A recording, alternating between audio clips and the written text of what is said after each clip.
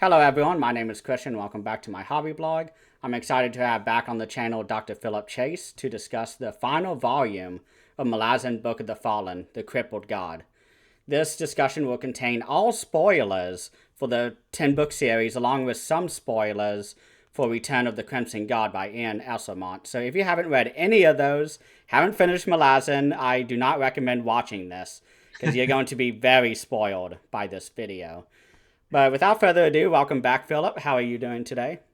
Well, thank you, Christian. I'm doing great. It's wonderful to be here to see you again, and I want to congratulate you on finishing the Malazan Book of the Fallen. That's just fantastic. Thank you. It was a very long journey. As I was saying before we got on call, I've been reading this since, I think, February of last year. And my goal was to finish in 23. And we're now approaching November, and I'm just now finished. But that's Nothing fine. wrong I with took my time. it. As they say, So, first in, last out, right? yep.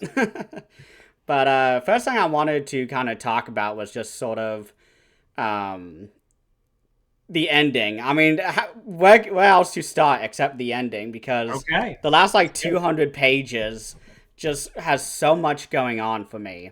Yeah. And maybe we shouldn't start the ending as I'm talking now, but let's start actually with Dust of Dreams, because this Okay. is basically one mega novel, It Dust is. of Dreams and Crippled God, because Steven Erikson has said on many interviews and even on interviews that you've done with him that this is Mhm. one big novel. And when I finished Dust of Dreams, I was like, okay, I have a lot of setup, but I'm not really happy with this book. And then you get to Crippled God, and you're like, okay, yeah, never mind. Everything was set up perfectly. Yeah. And I'm just curious what your thoughts were going from Dust of Dreams into Crippled God Yeah, I mean as a there reader. is a huge battle that takes place involving the short tails, Mm-hmm. right? The Kachain Naruk and all of that, and that is kind of a climax in a way, but it really is just kind of a setup battle, if you will, for what comes in the Crippled God. So it isn't really a climax, really, because it is, as you say, and as Steven Erikson has indicated many a time, it's really one book, and it would be impossible to publish as one book, right? I feel like rating and regarding the Dust of Dreams by itself on its own as a story is a bit flawed. It is published as a single book, but its story is unlike. Really, it's interesting how the Malazan Book of the Fallen. Every book is a sort of a different experiment on Steven Erikson's part. He has certain obvious ones where, like, the fifth book, for example, which it not only does it visit an entirely new continent, but it's different structurally from anything that came before, in that it goes back and forth between comedy and tragedy in a sense. It's very Shakespearean. So he's experimenting all the time with his novel structure, and I feel like the books 9 and 10 are just that, in a way, a new twist on what he's doing, and he's doing a two novel kind of thing, which is they're really one story. So yeah, I definitely agree with the idea that you can't really understand the importance of Dust of Dreams until you finish The Crippled God. Yeah. Very much. And it also goes without saying that we need both of those novels because we have so many point of view characters that we Uh-huh. need to wrap up. And I think this has to be my favorite series because Hmm. everything just tightly wraps up so well. A lot of I mean, it is my favorite book of all time. It wraps up beautifully what it does wrap up. There are loose threads at the end of this, and things that you only find out really if you read Esselmon's books, for example, and some things that you just don't find out, honestly. And then these two are like that. They're a bit mischievous, I think. They don't mind subverting people's expectations here and there. So there are certain things that you don't actually get your answers to, but mostly it's a very satisfying ending. Emotionally, it's incredibly cathartic, and in terms of the major threads, yes, the central story, which turns out to be really the story that of the bone hunters and Tavor and all of that. Really, at the end of things, if you go back with hindsight, you can see it being set up in earlier books, quite early actually, as early as Dead House Gates. Really, you can see Tavor, and who would have known reading Dead House Gates that Tavor would become such a central character when she's just kind of got a cameo really in Dead House Gates, but there it is at the end of things. We see that, oh, okay, that's where this thing has all been heading, and not only that, but we find out who actually has been telling the story the whole time. At the end of the Crippled God, it is the Crippled God, right? Which is incredible. It changes so many things in a sense when you realize, oh, it's the Crippled God who's telling the story, and that's this emphasis on brokenness and alienation and redemption and compassion. That's where this is all coming from. Oh my goodness! And it's the story of how these Malazans unexpectedly demonstrate all of that. So yeah. Yeah, I remember like sitting down and seeing the crippled god being laid on the ground and being like, what is going on? Yeah, Like, yeah. what's going on with the crippled god? And everything that's happened through his story was just incredible for me. I think it's my favorite character arc in the series. And we Huh? don't really see him much. And that's what's so That's not. surprising about it. Yeah, he's often the narrator behind the scenes. Really clever thing that Erickson does there, making the crippled god the author of the Book of the Fallen, right? Hmm. And that takes on so many connotations, doesn't it? The idea of fallen, that this is a god who literally fell out of the sky. I Uh, just processed that. Thank you. yeah, this is the Book of the Fallen. We told you in the title. It just sort of like you don't realize it until the very end. But yeah, he's telling you this is the Book of the Fallen. But it is the Book of the Fallen in the sense that this is the story of all those who lost their lives along the way in the process of this grand act of compassion that we see at the end, which is the freeing of the crippled god, which makes possible the freeing not only of this individual but all the poison that had from the wounds of what happened to this entity who Mhm. was very cruelly used by the other gods and so forth for power. I mean, there's this all the time throughout the whole series. This behind the scenes machinations going on with all the gods, and the big thing going on there is the chaining of the crippled god, the parasitical siphoning of his power, and that's a horrible thing that they did, really, isn't it? And you realize, okay, yes, the crippled god did some awful things in the course of this series, some horrific things, but horrific things were done to him as well. And it's amazing how the series consistently, again and again and again, you meet a character you think of as a villain, as a horrible individual, and then you get the character's backstory, you understand what's happening with the character, and your view shifts. It's not that you forgive necessarily. It's not that you think, oh, well, then it's okay.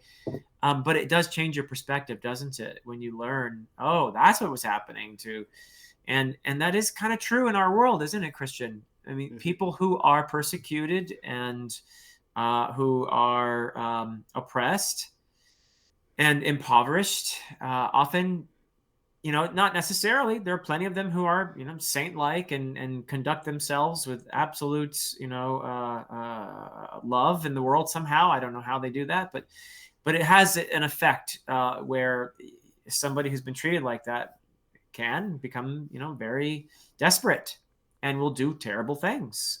If you're in pain, let's just be honest. If you're in a lot of pain, you're going to be grumpy, aren't you? You're not going to Mhm. be, as cheerful as you might be if you're healthy and not having any problems. It's easy to be a happy-go-lucky person if you don't have any pain or problems or suffering.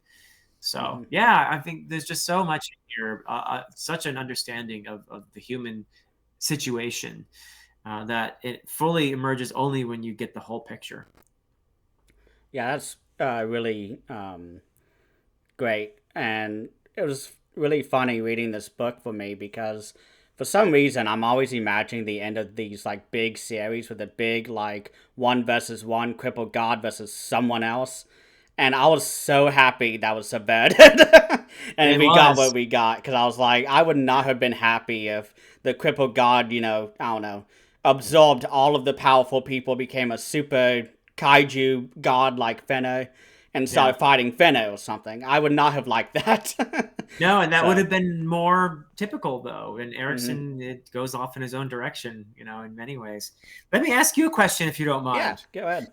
Why do you think Tavor undertook this mission? Why did she and obviously she understood things that hardly anyone else understood. She had a game plan. She had an understanding of the situation. Why did she go about doing this? And obviously she had allies along the way. She wasn't the only one doing that. We had Shadow Throne and Cotillion in on it, and you had various entities on all sides, and some using and the others, but it seems to me that Tavor had this game plan, this idea of freeing the crippled god as an act of compassion. Why do you think she did this? What was her what did she want to happen as a result of this? I think I think she just saw a cycle of just like abuse and exploitation going on, and Uh-huh. she was like, and because we see her put her sister into the slave camps in book two, Yeah. and everything that happens with that, and As a way to save her, at least in yeah, her mind, that was the goal. Yeah. mm-hmm. And I think she got wind of this somehow, maybe through Cotillion or Shadow Throne, Mm-hmm. and she just I don't think anything else became or was as important to her as doing this, great act. Because I think after this moment in the history of Malazan, like in World, I think things are going to be much easier for people to kind of resolve the issues, hopefully. I know. Well, I mean, we yeah. see throughout the series it's very complicated, especially with uh, the Tilani Mass and the Jagat Mm-hmm. cultures. That's very, thousands, millions of years of, history. It's not always easy, but Yeah. I'm Yeah. hoping from this point on, this kind of shifts in some way for the world. I don't know. Maybe I'm Mm-hmm. hopeful, Yeah. optimistic, but I'm not Yeah. really sure why she did that. But She's a bit of a mystery, isn't yeah, she? Even when you finally get a sense of who she is and why, there is still some mystery about her, I think, and that's kind of hmm I think a nice touch on Steven Erickson's part. But how about your? I want to just a silly question, but a fun one. hmm Who's your favorite character at the end of it all? I mean, You can give me a list. so I have a few. I really like. I have actually a list of characters of all of book 9 and 10 up here, and I'm just going to scroll through and just kind of list Okay. them. Okay. But I really like Ganuus Perrin a lot. I think he is Wonderful. really interesting. I agree. Yeah. Just everything with him. There's Well, so here's much. another one who, okay, so hmm he's Thor's brother, obviously. Yeah. And he made a move that surprised everybody by legitimizing the House of Chains, hmm right? By making the crippled dot a player on the game board, so to speak. I mean, hmm that shocked everybody, didn't it? And at that point, most of us readers are like, wait, isn't the crippled god a bad guy? Why would Ganos Perrin do that, right? hmm So that was pretty an interesting moment, right? So he Yeah. and Tavor both, I think, had something to do with setting all. At least he set a lot of it in motion by doing that, didn't he? hmm It's a great character, and I love how Gardens of the Moon. Probably a lot of people in it, if they were thinking this is a traditional fantasy, might have thought Ganos Perrin is going to be the hero of the story. hmm He ends up getting killed. He ends up getting stabbed and dying, and then kind of getting shoved back into the world. Really, hmm but yeah, I mean, his journey is really quite different, isn't it, from what you might have expected? hmm Yeah, it's funny because I have a friend of mine who's actually about to finish book 3. He texted me earlier today. He has only 100 pages left. And that was one of the biggest like WTFs that me and him spoke about. He was like, "Why? Why did he do this?" Yeah. And I Yeah. was like, "Oh, just you wait." But Yeah. I mean, a lot of things are kind of like head scratchers, but then you get to the end and you're like, oh, oh, that's why. Okay. I also really like Animander Rake. I think he is one of Yeah. the coolest characters like in fantasy. Oh man, Toll the Hounds is such a heartbreaker, isn't Oh it? yeah. And it's funny because I actually got the ending of book 8 spoiled to me when I was on like book 2. And it Oh was the no. most inconsequential part of it, which is the moon exploding. I got Uh-huh. that spoiled. I didn't get any context. I didn't know anything about Animander Wake, Okay. bringing Dragon of Pearl out, like all that. So I was very lucky. But anytime I think of Animander Wake with that, I always imagine, like, man, what a ending that would have been if I knew nothing about, the moon exploding. Like, Yeah. Yeah. so. But yeah, Dragnaper, because I have oh, you can't really see it, but I have Aragorn's sword tattooed on my arm, and I Oh, want on my other arm to be Dragnaper. So nice. I don't know when I'm gonna do it yet, but I love it. Yeah. yeah, it was going to be Nightblood from the Cosmere by Brandon Sanderson, but I was kind of like, I was like, I can only have two. You only got the So two. I mean, you could do Lord your of the legs. Rings and Malazan, like, You could so do your legs too, I guess. But yeah, maybe. that is so cool. All right. Well, Yeah. good luck with that. Yeah. Thank you. And just to throw in a final one, I really liked Fiddler. I would say is one of my favorite characters too. Oh, good choice. Yeah, Fiddler. Yeah. I Yeah. was so heartbroken. I think it was Fiddler when he witnesses Stormy and Gessler. yeah, Gessler. All the Yeah. names are already fading from me a month after finishing, but Oh man, I know it remember everybody's names. I will probably blank on somebody while we're talking too. So yeah. But I remember like reading that section and the dog, creeping up to the bodies, like, and then we oh get that POV of Fiddler, kind of giving like a final like summation of the whole series, and I was just like, gosh, like I just love this book, like, oh I tell you, Christian, I could barely read the last couple hundred pages of this because I hmm had so many tears oh coming. It man, was all the reunions. That's what got at me was hmm all the reunions.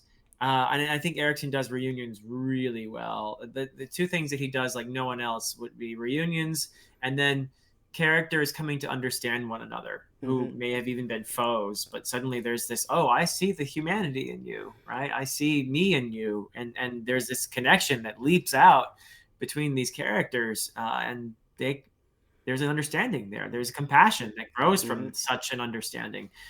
I mean, he does that like no one. Yeah, that's just amazing. So cool. You've got good choices there. Any others that make your lists that you'd want to rattle off or? So I feel like I have to mention Carsa all along. I Ah, feel like okay. everyone Witness. does because Yeah, he is such an interesting character from who he is in the beginning to the he's end. actually fascinating. Yeah. Yeah, and I was actually really wanting more from him killing Finno because it is kind of just he shows up and he's like, I'm gonna walk down the road now and smash this horn. I don't know Yeah. if there was like anybody told him beforehand or if I Yeah. just missed it, but I thought that was a little kind of fast. I was kind of hoping for more with Casa all along. I thought he would actually show up to the battle and kind of help out. And I guess related to that, I really wanted more from the tableau and with Ublala Pung, like Uh-huh. Uh-huh. recruiting them because we get this really Obama cool. does show up at the right time though to help Oh out. yeah. So he does have his Icarium, right? He does hmm help out Icarium there. Yeah, and Carsa he rides off into the sunset, right? With hmm the doesn't he have the at that point the Hounds of Darkness, the heads or Oh whatever yeah. tied behind his hmm steed, and he's riding off into the sunset. Yeah, Yeah, I that's my loved him last. in Dust of Dreams. I was very happy. I think it's Dust of Dreams where he takes down that caravan with the guy who's like owning everybody or something like that. Oh, could be. Yeah, And yeah, he yeah, yeah. doesn't Yeah, kill anybody. right, Technically, he doesn't kill anybody, but right. I mean, the, that's very uncarsa like, I yeah, guess. using words instead of weapons. I mean, so many times Carsa shows that he actually is, in spite of being dismissed as the barbarian, in many Mm-hmm. ways, that perspective allows him to see things that other characters miss. And he sometimes appears like the smartest dude in the room, Mm-hmm. despite his seeming like this big, stupid, big, strong guy. He's actually very clever. There are different kinds of intelligence. This is something that Erickson, as an anthropologist, an archaeologist, knows very well, that we have a tendency in modern times to dismiss older, civilizations as well. They're like children. They're like babies compared to us. We know so much more. We're so much smarter. They had their own kind of intelligence. They had Mm-hmm. wisdom that we've forgotten, and they understood things that we don't understand intuitively, that they would see us as kind of stupid, not really seeing the things that they see. And Mm-hmm. I feel like Carson does that, next to these, and the ongoing dialogue that he has with what's her name, who kind of becomes his well, I guess, they're travel partners at the very least. Oh gosh, I can't Was it believe it. Stani? But that don't seem right. No, yeah. Oh gosh, see, I told you I blank on some. No, I'm she's a blanking too. wonderful character, and she doesn't Yeah. take any crap from Carsa either. Yeah, I love the dialogue between each other. It's so funny. Yeah, yeah. Oh, I can't believe I forgot her name, but I'll find it. I'm sure you keep talking, and I'll find it in my one of my character lists here. Yeah, and one thing that's fascinating with Casa for me is that his story's not done yet. I know there's like an entire trilogy that has been expanded to 4 books now, Yes, but it's supposedly 4 books, but you won't see Carsa right okay, away. Just so good you to know. know. Yeah, I a won't lot of be people waiting. were like, "Yeah, Witness trilogy, we're gonna get Carsa," and it's like, Yeah. Where's Carsa?" So, yeah, which I think, I don't know if Erickson was doing that as a. I think that's just the way he wanted to tell the story. I don't think he was Hmm. doing it as a practical joke or anything like that. Yeah. But still, I find it slightly amusing that everybody was like, "Yeah, Witness," and then they're like, "Where's Carsa?" Hmm. So. You keep talking, and I just want to find that name. It annoys me now that I can't remember her name. Yeah, I would also say another character I really enjoyed was Onos Tulan or Tool. Oh yes, Oh my yeah, gosh, some of the best POVs in my opinion, and some of sure, the best writing of the entire series at times. yep, Because I think there can be a point argued that he is like kind of like the narrator, kind of like through line of the series, because he's been uh there since huh, the beginning and he's there until the end, and he's yeah. involved in almost everything. Feels like He's throughout the important. series. He's very important. Yeah, and he is one of the few that is in Gardens of the Moon, and then shows up in the Crippled God, Mm-hmm. and he's kind of the when you think of the Talan Imas and then eventually the Imas, because they get changed back, Mm-hmm. by the end of things, he's the one that probably first comes to mind for most people is Tool. Onrak is pretty important too, but Tool, I think, is, yeah, probably the most. I really liked his bromance with Troll. I thought that was awesome. Oh, Or was that Onrak? with Onrak? Yeah, it's Did I Onrak. get that confused? Okay. I know they're easily confused, but Yeah. it's Onrak and Troll. Okay. Yeah. And that, you're right though, that is really a beautiful. I mean, the duos in Malazan are tremendous, and as everybody knows, Erickson and Esselmont, they gamed this world together, and not that this is like they wrote stories independent of what they gamed, but they developed a lot of this with a rapport between each other that is, I think, reflected in a lot of the duos, in a lot of the Mm-hmm. the comedy, the humor in the series. I think you can see that dynamic a lot of the times. But yeah, Malazan is legendary for its duos. I think for that reason. Teho and Bug. Gotta mention them. Exactly. Exactly. Teho and Bug, I think.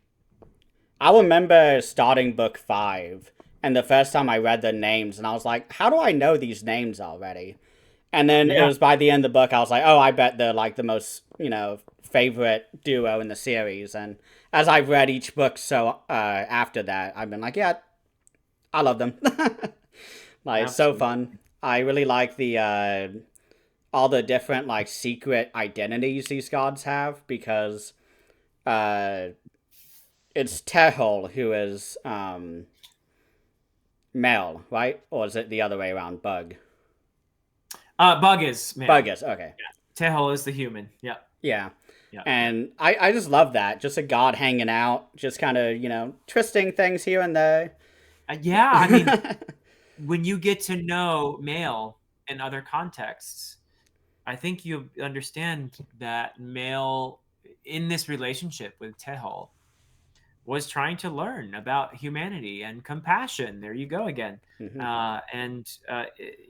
For a god to gain insight from a human is kind of a very interesting twist, isn't it? Mm-hmm. And that relationship is just so well done and so unexpected. It's based on Jeeves and Wooster. You know that, right? Hmm. Have you heard that? I have not, no. Oh, okay, yeah. So if you ever chance read the novels about Jeeves and Wooster, or there was a great, I think it was BBC or something that made a TV series out of them. Hmm. That's something to check out just to see for fun. I mean, in somewhat, it's not entirely based on that, but Mm-hmm. it's there's a lot that it has from that. Uh, yeah, and it's just a lot of fun. Uh, Stephen Fry and Hugh Laurie are the two Ooh. actors. Yeah. Yeah, they're So great. yeah, no, the two of them are both fantastic. And this was before House or the other things Hmm. that they became sort of famous for. So it was from like the 80s, I want to say, maybe. Um, uh, Based on the novels by P.G. Woodhouse. Ooh. Yeah. Hmm. Oh. I would also say another favorite character, Yadin Derrig, if I got Oh, that right. yes. Oh, my He goodness. is, oh my Yeah. gosh, I was not expecting the role he plays in this book. Just Yeah. holding the fort, holding the portal, just Holding the keeps line. going. Yeah. Yeah, no, I mean that's just oh my goodness. I mean the that is I can recall once when my friend whose channel is no longer active Hmm. but had a Malazan YouTube channel and he did a poll. His name he went by Iskar Jarek Hmm. on YouTube, but he did not based on polls, but it was like a tournament. Okay, Mm-hmm. a tournament of Malazan fighters. Okay, and uh, one of the goal was to see who would win this tournament. You know, as a fighter, not magical, but just sword fighting and stuff. And you can imagine there's some great candidates in there, obviously. But Steven Erickson actually made a comment, sort of a little on the side. He wasn't participating too much, but I think he Mm-hmm. said something to the effect that he thought pound for pound that Yed and Derek would be like the greatest swordsman in the Malazan world. Ooh. Yeah, That's something. I mean, awesome. maybe I'm misquoting a little bit there, but something along those lines. So yeah, Yeah, I uh, believe it. I mean, his sword never broke. His Hust sword, or Hust. And I wish we did get a little bit more description about that, and like throughout the other books as well, because I did kind of just show up for me, and I was like, "Whoa, where'd this come from? This is so awesome! Why haven't we had more of this?" Sort of what my thought was, but like right. he just mows down an entire dragon that's like multiple stories big, Yeah, and he's just doing it. that is some epic He's so stuff right awesome. there. Yeah, And there's so that's many great crazy. artwork too. I want to shout out the kind of various Malazan artists out there who have just Yeah. made some of the best paintings and Oh, the drawings fan I've art is seen. so great. Yeah. It's so good. And Carsa is one that people like to portray for sure. Mm-hmm. Such as Ruin too is another highlight for me. I really like his character. Yeah, cool. Uh, kind of wish we got more of him. I mean, one feeling I had right when I finished is I wish the final book was 300, 400 pages longer. I felt Oh, like we didn't fully, absorb everything. And Yep. that's why I'm really looking forward to the reread. I don't know when I'm going to start, maybe next year, but Oh yeah, you'll love it. The reread yeah. is even better than the first read, in my experience. So, by the way, I found her name Ooh, finally, what is Samar Dev. Semi Dev? Yeah. Oh my Yeah, gosh. yeah, I love her. I can't believe I forgot her name. But she's Yeah, always she's putting awesome. Carsa in his place, you know. Yeah. Yeah, great character. I mean, the duos are just so wonderful. Anyone hmm else on your list? Um, I am looking. It's a great list, by the way. Yeah, there's so many great. I mean, I want to talk about Whiskey Jack as well because we finally get him back this book. Because I was so heartbroken that he fell on his broken leg and got stabbed in the heart. I was not happy about that Yeah, Color at is all. not my favorite uh, Yeah. And my character. friend of mine who's actually reading Memories of Ice right now, I've been waiting because he's been like, why is Whiskey Jack not getting healing? And I'm like, there's a reason. There's a reason. Oh, and there are so many foreboding moments in there, and when you reread it, hmm it's even worse, right? Yeah. Yeah, But like, it was so nice to see him and the Bridge Burners come back, like as an ascended army, because we got a lot of talk about that at the end of Book 4, but we never see them that much. yeah, And then Book 10 happens, and they all show up and they help out Perrin, and they tell Perrin, "Hey, you're one of us now." And yeah, he was just overwhelmed with emotion. Like I love that moment too. yeah. It's Like beautiful. How do you feel about? I've heard people complain before about how Malazan characters come back from the dead, and not all of them do, but a good number of them in some way, shape, or form. You can ascend, for example. The different things that can happen. What are your feelings on that, Christian, about the idea that some people say, "Oh, well, you never know because if Blazin character dies, they'll come back, and that just takes away the sting or whatever, and so it mhm. doesn't feel as." What do you think about all that? I don't mind it at all, honestly. I kind of love it because I know I trust Steven enough to be able to convincingly uh kind of progress that character. Is not He's not just bringing back this character because he's a fan favorite or whatever. Yeah, He's bringing them back because they're important for a specific reason. good. It's not like I don't want to give any like examples and just kind of crap on another series, but some series bring back a character just for the fan service. And I don't Uh-huh. like that kind of stuff at all.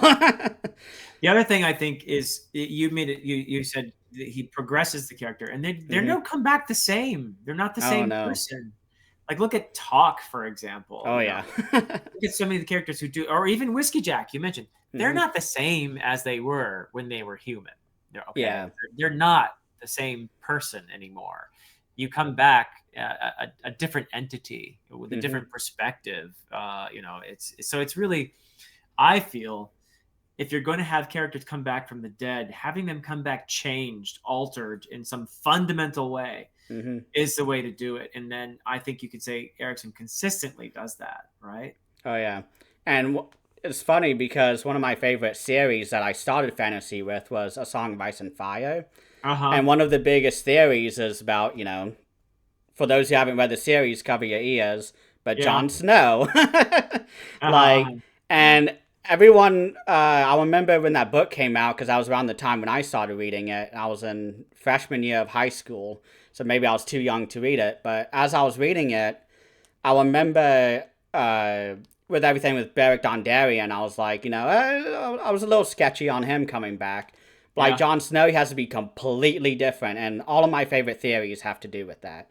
So it's a concept I really like, just anyways.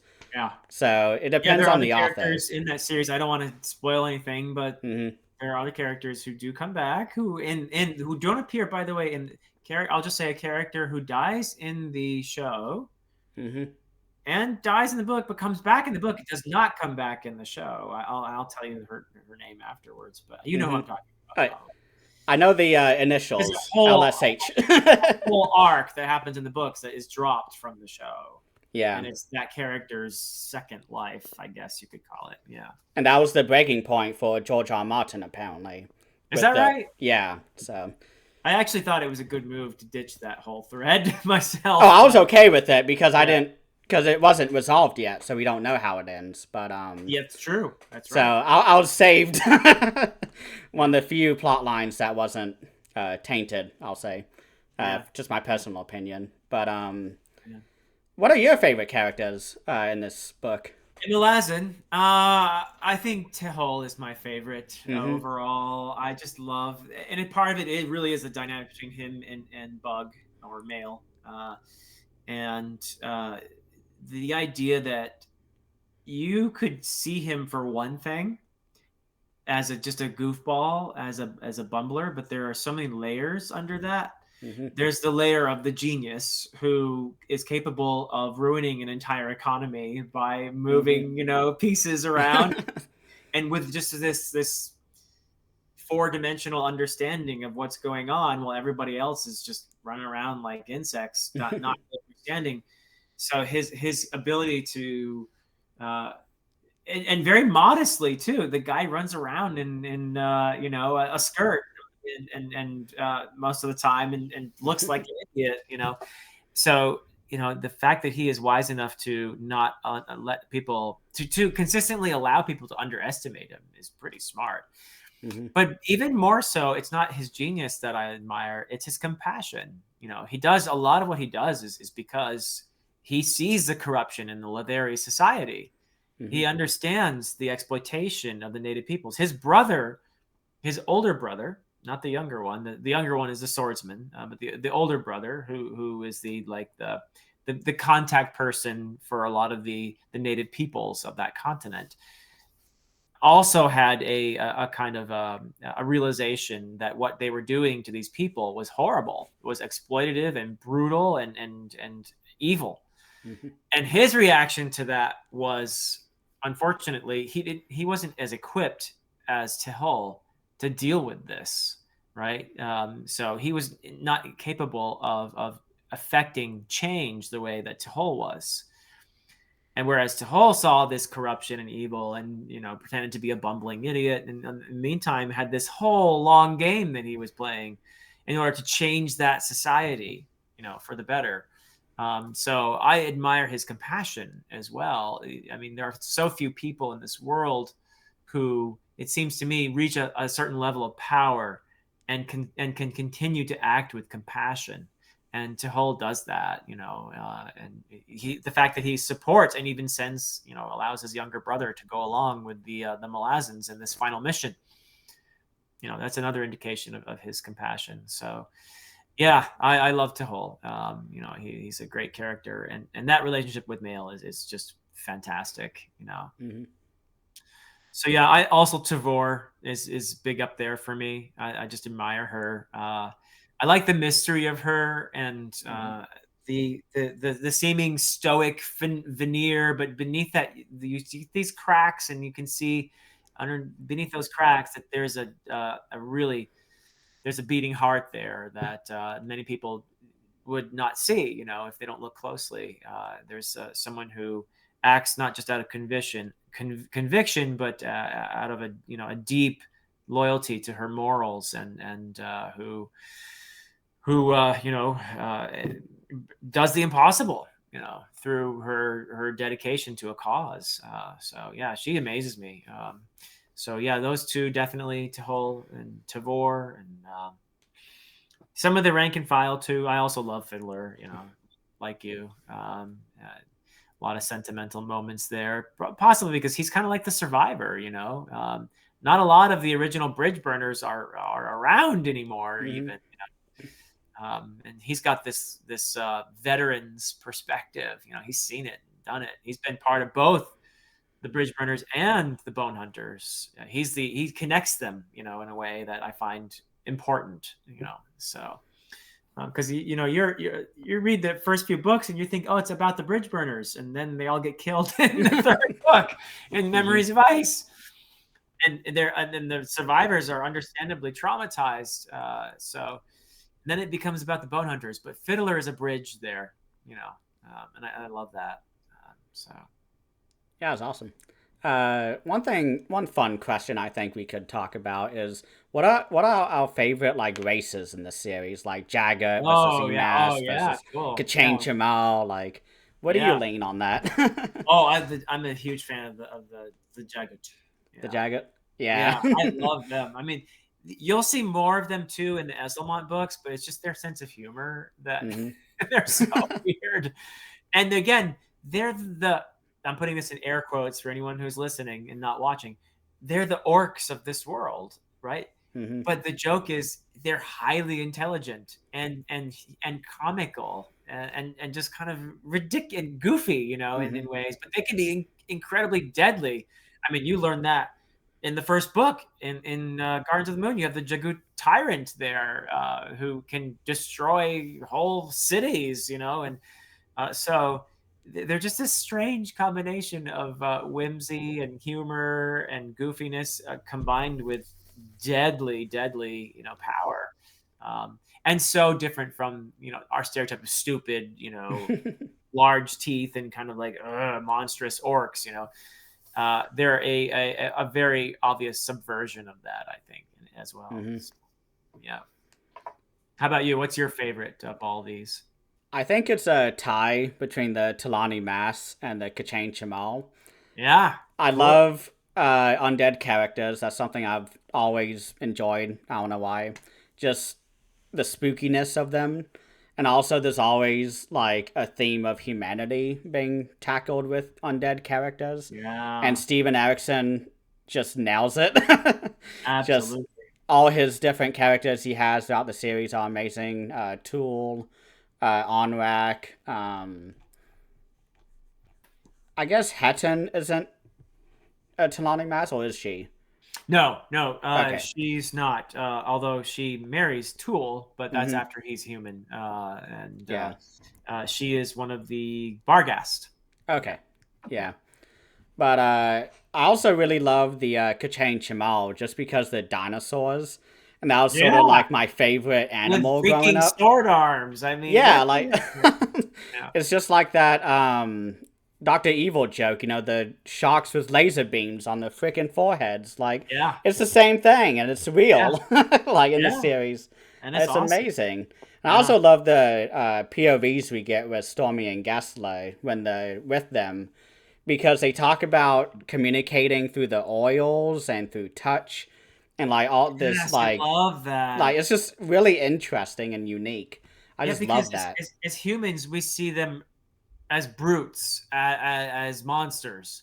Hmm. But it turns out that they're actually very sophisticated with their own form of intelligence, their own way of communicating, which tells you maybe we're the dummies because Hmm. we just assume that they're brutes, but in fact there are other forms of intelligence out there, right? Like I was saying earlier, there are older cultures that have wisdom that we don't have, and there are other species that have wisdom that we don't have.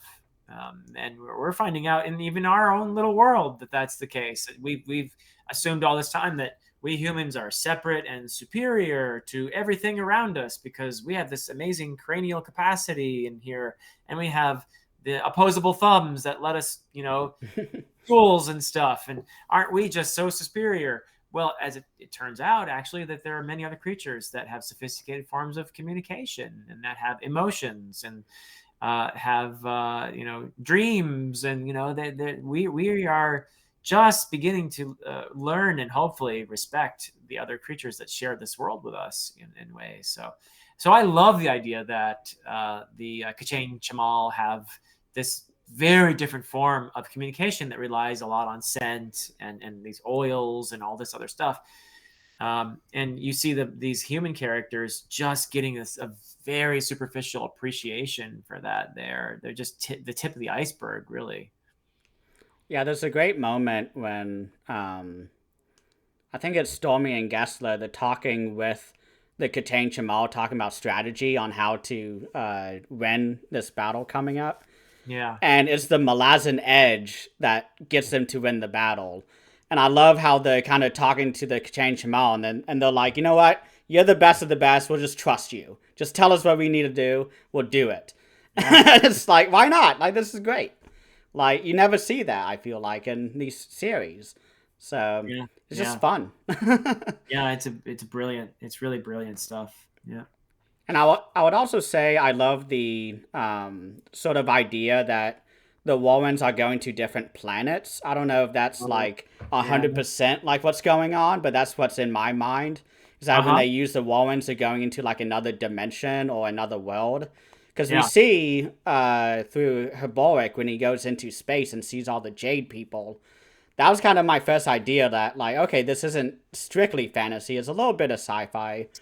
Yeah. And Because also the Kachane Jamal and there's basically those. Look, the Moonspawn is a spaceship essentially. That's what it is, right? I mean, they're not of this world, So yeah, that's definitely some science fiction elements in there, I think. Yeah. I would still yes. call it fantasy, though. There are some people who Mhm. want to call it science fiction, even, but I think it's still fantasy. Yeah, I would say it's definitely more fantasy. I think it's like fantasy with like the topping of like a sci-fi. Yeah. Like every now and then you'll taste it as you eat through it, but for the Yeah. most part it's fantasy. I find that a lot of my favorite authors totally just discard that boundary. Hmm. They're like, if they want a spaceship in their fantasy, they're gonna have it, and it's gonna be convincing. So, like Steven Erickson will do that. I'm beginning to see how Jenny Wirtz is doing that. Mark Lawrence does that a lot. It's just suddenly you realize this fantasy you're reading is actually kind of science fiction. So, Wheel of Time. I mean, sure, that's one yeah, of my favorites. yep, It's yep, yep, incredible how those elements kind of keep popping up and then you get hit in the face in yep, book four. yep, But for sure. Yeah. I would highly recommend if someone has somehow read Malazan first and not Wheel of Time, go read Wheel of Time for that. I think that's fascinating. You'll love it for the same reasons. It's a little harder to read from beginning to end, in my opinion, than Malazan, but I mean that's Oh, okay, interesting. circumstantial. I think depends on the reader. I mean, they're both big old series, that's Oh for yeah, sure. but trying to think what was like because I wasn't around when this book came out. What was sort of the consensus around this book when it came out? Was everyone just the heads exploding, or was there like a maybe not as many people read it in the beginning? I don't know. I like how was it when this book released? I think Gardens of the Moon. I honestly think a lot of people were sort of a bit like uh, I hate to say it, but a lot of people didn't know what to make of it. Hmm. And I think a lot of people recognized that it was brilliant, and what did get some recognition in terms of awards and that kind of thing.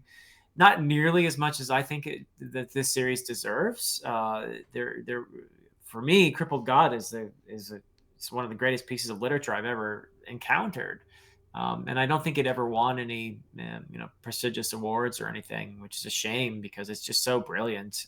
But Hmm. so I don't think it got the critical recognition that it deserves. It still hasn't, in my opinion, although it's gotten more in recent years. Certainly, there was a surge of interest on YouTube with people doing videos like this, and there was a time there when we had a lot of Malaz tubers, we were calling ourselves there. But yeah, as far as Gardens of the Moon and its reception, I'm not an expert on that, but I think it got a fair bit of. I mean, the people who love Malazan Hmm. because they get it, and a lot of people bounce off it because I think the primary reason isn't because it's difficult or anything like that.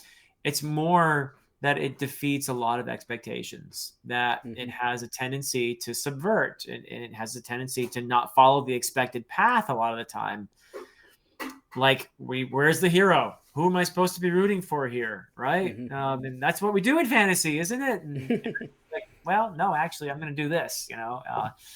So I think that's what throws a lot of people is they kind of trip on the some of those subversions, and and then they get confused by that.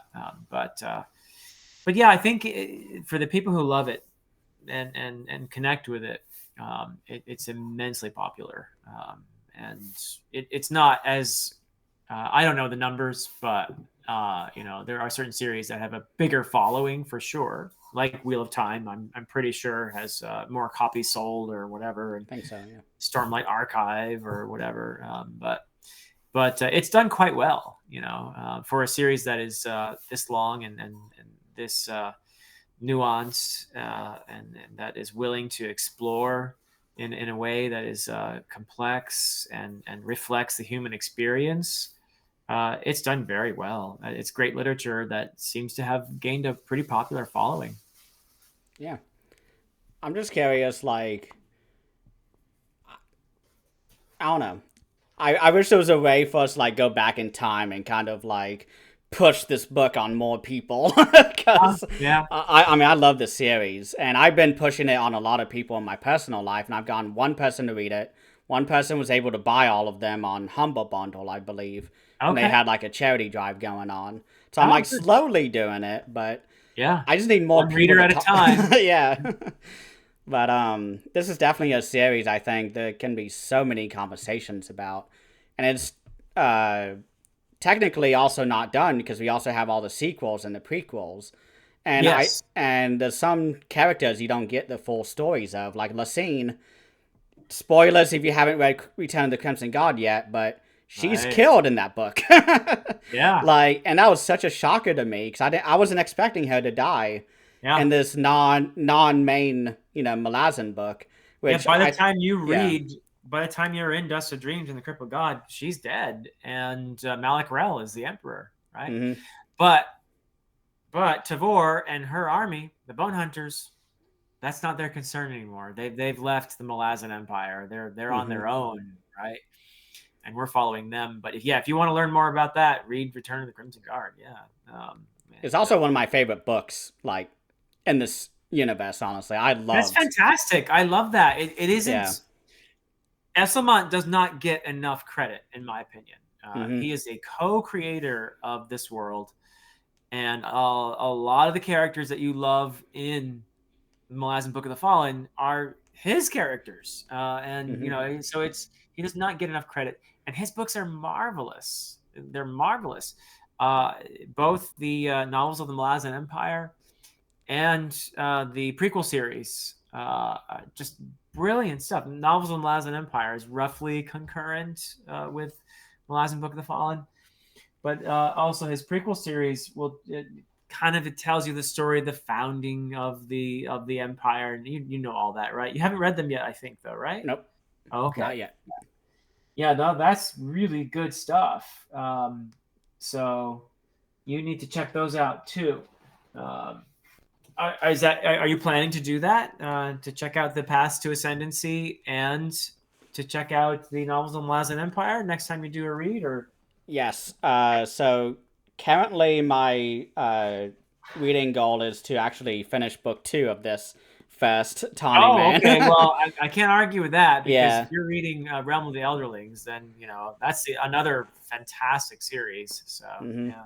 But I actually already have Stone Wielder on hand, so I Oh, I plan love on read. Stonewielder. Yeah, Yeah. I'm reading this. I think sometime in December or so. I want to take a little bit of a break, a So little you bit read more Knight of time. Knives and you read Return of the Crimson Guard so far. Yes, Okay. and I've been recommended by a viewer to continue the novels of Malazan all the way through Orb Scepter Throne, Return to a Cell. Assail is A the last Cell. one.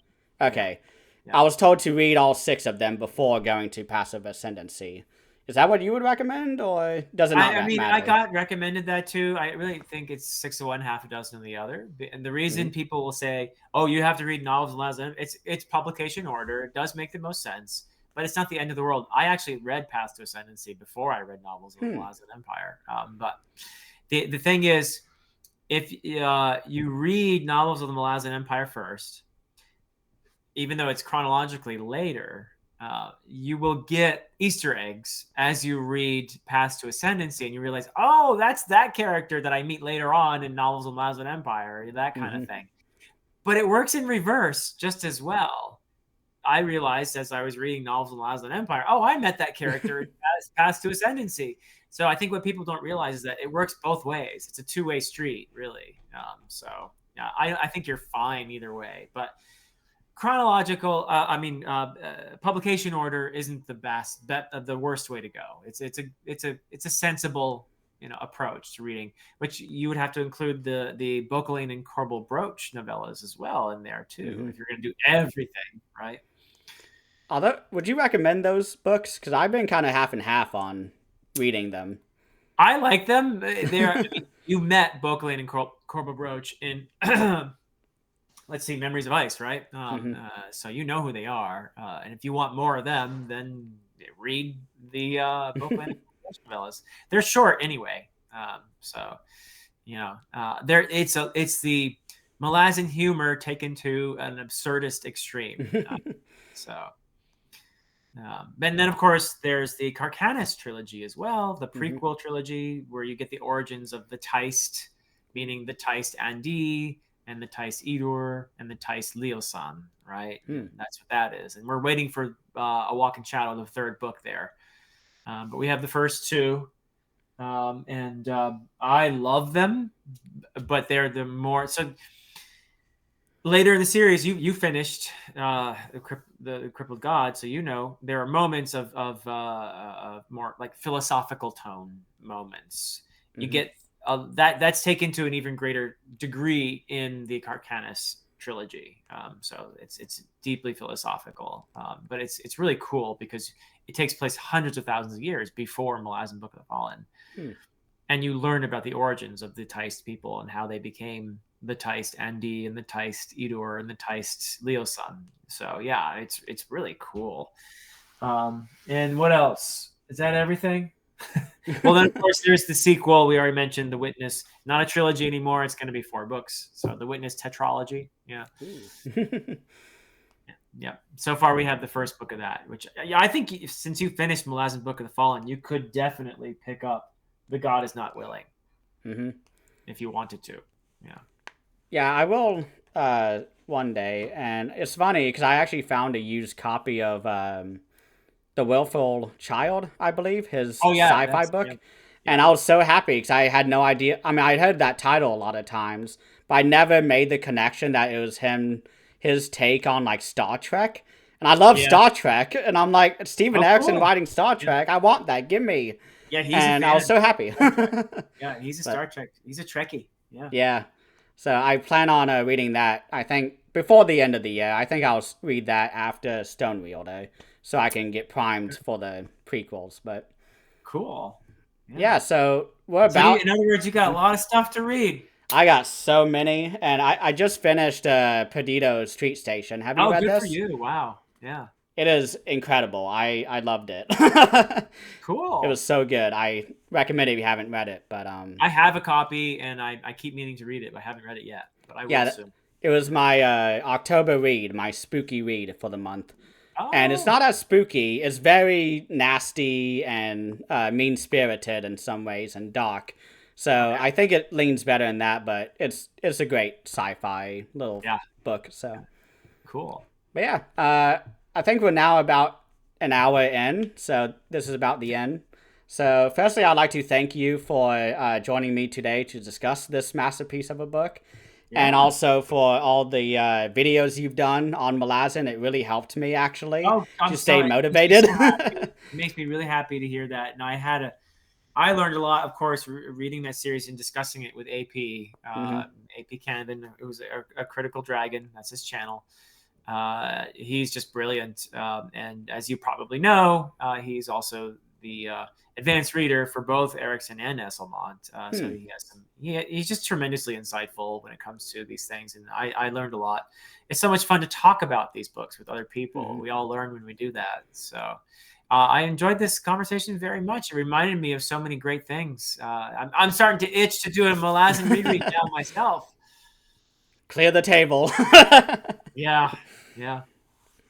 Clear the decks. Yep. Yeah.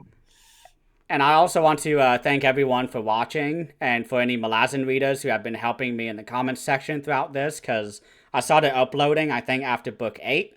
So it's been not many books that I've been uploading. So, but everyone has just been such a great help in this process. So thank you, everybody. And thank you again, Philip, for joining with me today. A real pleasure. Thank you, Christian. Have a good day, everybody.